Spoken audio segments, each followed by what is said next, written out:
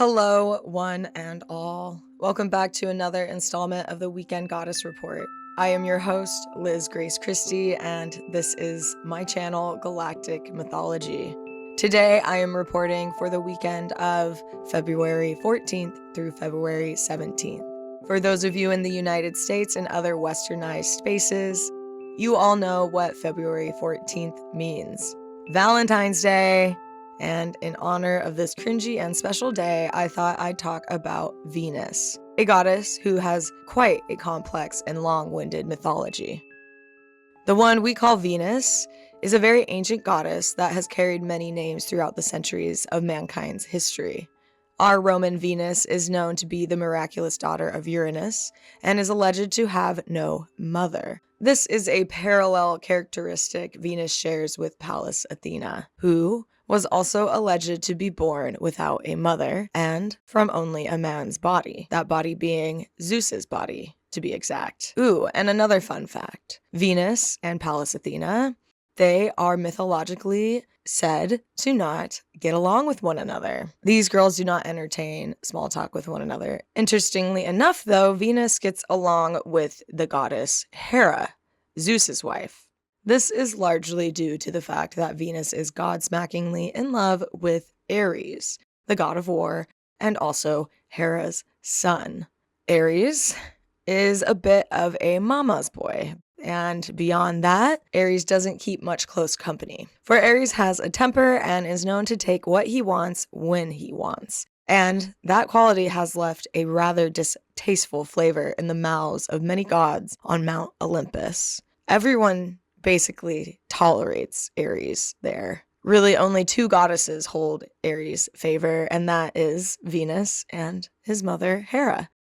It is for the love of war, Ares, that Venus and Hera's friendship has a platform to grow. And now, before I get too carried away, I'd like to look at the actual astrology for this weekend. Venus entered the sign of her love, Aries, on February 3rd. And in Hellenistic astrology, Venus is in her detriment in this sign. She is thought to be very uncomfortable here. I mean, she is delusionally in love, which is a quite different delusion and illusion from what we were experiencing with Venus when she was in the sign of Pisces. Venus was untouchable in Pisces and disinterested in love for the most part. She was too busy getting her Pisces party on with Neptune and the lunar north node, which was probably a bunch of dancing and drinking water coupled with long chats in front of the speakers. This time around in Aries, Venus is thirsty for something more than water. She thirsts for flesh. Haha, yes, she thirsts through her five senses. For Venus has come back down to earth and is fully in her body now. And with her body awake, her desires are on fire. And this Friday, February 14th, 2025, we find Venus resting within the 6th degree of the sign of Aries. She's fairly unaspected there, minus a slight sextile from Pluto in Aquarius. As the weekend inches on, Venus will move to the 7th degree of Aries. There, she will find herself in an opposition to Miss Luna, the moon, in the sign of Libra, a sign that is traditionally ruled by Venus. So it appears that the goddess Venus, who has just discovered the sensation of desire within her body, will be at a tug-of-war with herself all weekend. The forecast is looking spicy for Valentine's Day weekend, y'all.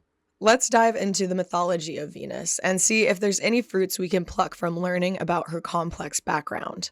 Where Venus comes from, according to Roman myth, is from the combination of sea foam and the sky god Uranus's testicle. How did Uranus's single testicle land in the sea, you ask? Well, his son Kronos is the one responsible for that. Kronos, Saturn, castrated Uranus and tossed one of his testes over his shoulder, and it landed in the salty sea near the island of Cyprus in Greece. A big theme I'm noticing in dominant male archetypes within mythology, for example, archetypes such as Uranus, Saturn, and Jupiter, is that they all fear that one day a biological son of theirs will come along and usurp their place of power. Well, long story short, that fear became reality for Uranus the day Saturn tossed one of his testicles into some salt water. And from the chemistry of that testy and the sea foam, the beautiful goddess Venus, also known by the Greeks as Aphrodite, was born. Venus is a part of the family on Mount Olympus, but she is somewhat of an outlier. No one is directly related to her. Venus is like a great aunt to everyone that is around up there. Venus represents the old world. And that little story I told about her origins with Uranus is enough to hint at that notion, is it not? Carrying on, scholars have a hard time pinning down where exactly Venus came from, because when historians trace back the origins of Venus in a scholarly perspective, they find Venus Aphrodite to be from various ancient cultures that predate Greece and Rome. The culture thought to be responsible for bringing the goddess Venus to the Mediterranean is of Phoenician descent, a culture known for their prestige in marine travel and exceptional trade strategies. And where the Phoenicians got their goddess Venus, who they called Astarte, was from the Samoans and their goddess Ishtar, a wonderfully ancient goddess who represented fertility, sexuality, and war. Beyond that, Venus is linked to Inanna, an ancient Sumerian god who represented the epitome of female beauty along with war. Now that we have all that logical, scholarly nonsense out of the way, we can dive back into the mythology of Venus, along with some key characteristics that stand out. All right, so Venus is the goddess of relationship, right? However, something that does not get very much airtime is how fiercely independent and revolutionary Venus is. I feel like it's easy to get lost in the softness of Venus, but the lack of mindfulness towards the multi-dimensional nature of this goddess, Aphrodite, is offensive. No wonder Venus is personified in myths with a little bit of a bad bitch attitude. Venus is not a damsel in distress. If any goddess is a damsel in distress, that is Ceres. Yes, Ceres. Because Ceres lost her daughter to the new world of the patriarchy and materialism. I'm not saying those words with dis-ease, only acknowledging what went down. Carrying on, Ceres was so distraught by the abduction of Persephone by Hades that she plunged the world into a state of constant winter. This power that Ceres holds, one of vitality and nutrition to all things alive on Gaia, proved to be very persuasive when it was used in the opposite vein, that is, as death and famine. Watching Gaia's life die upon the earth was enough to make Zeus, Jupiter, take accountability for his backyard deal that he made with Ceres, Demeter's daughter, Persephone, to be Hades' bride. Persephone is technically Zeus's daughter too, but we will leave that for another time. Ceres is very territorial over her daughter Persephone and believes Persephone to be truly only her daughter despite the biology involved. Moving on, Venus Aphrodite does not wield as stringent a power as her niece Ceres, but she certainly does hold a great power. One that goes beyond humility. Oddly enough, a high octave of Venus Aphrodite holds no shame, and she always gets what she wants in the long run, even if it means deviance. I wouldn't say Venus Aphrodite is a very trustworthy goddess. She is careless to her word and values herself more than anything. The story of how Venus and Aries become lovers is quite graphic and full of drama. These two are inseparable despite Venus's wedding vows to the god Hephaestus, who is also a son of Hera. However, Hera exiled Hephaestus from Olympus because he was too offensive for her to look at. Hera could not accept her son, which is kind of weird for her to be so close with Venus. I think their love for war really outshines any other dimension their relationship could foster. But I digress. Hephaestus, being an exile god that lives among the mortals, means that their union, Hephaestus and Venus's union, is tethered to the mortal sphere, which means the goddess has to spend more time there than she would care to spend. Which kind of makes me think about where Venus is in the sky right now. she is in the sign of Aries, completely at odds with herself. She preferred the sign of Pisces. There, she could wield her powers of charm and wit without interference from mortal matters.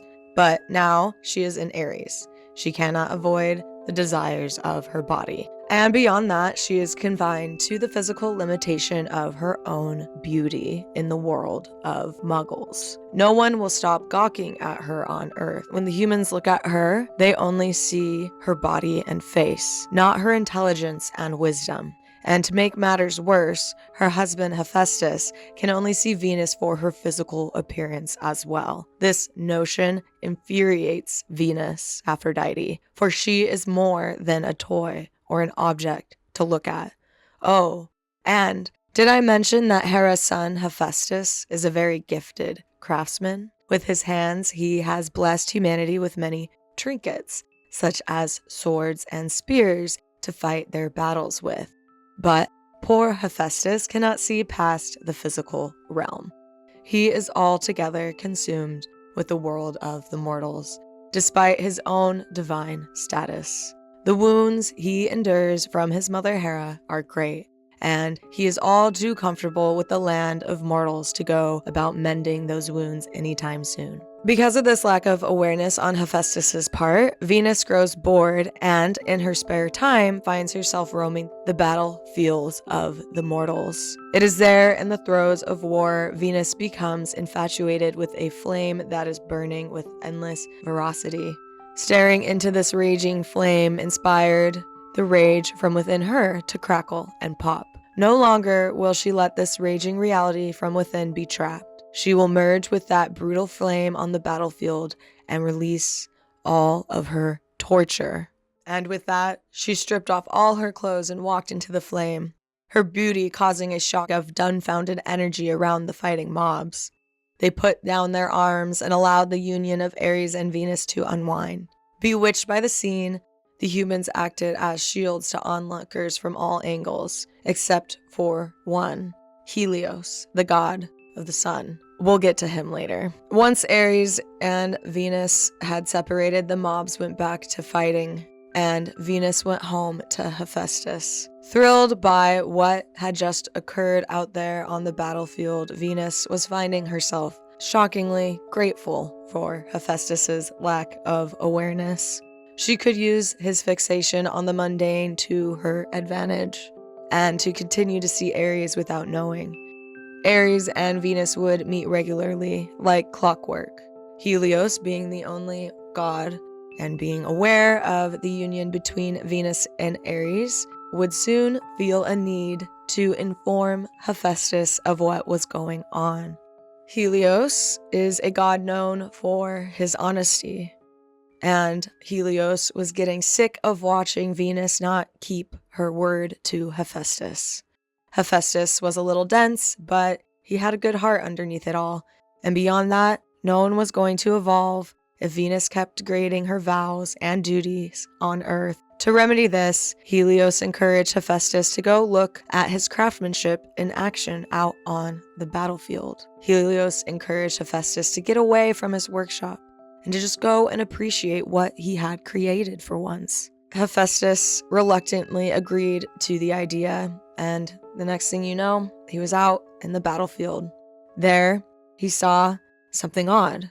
Instead of war, he saw love, specifically love between Venus and Aries. Ah! Hephaestus screams and pulls a charmed net out of his pocket, one of his own design, and throws it over the couple. Venus and Aries are caught in the act, and they are exposed for all the gods, goddesses, and mortals to finally see.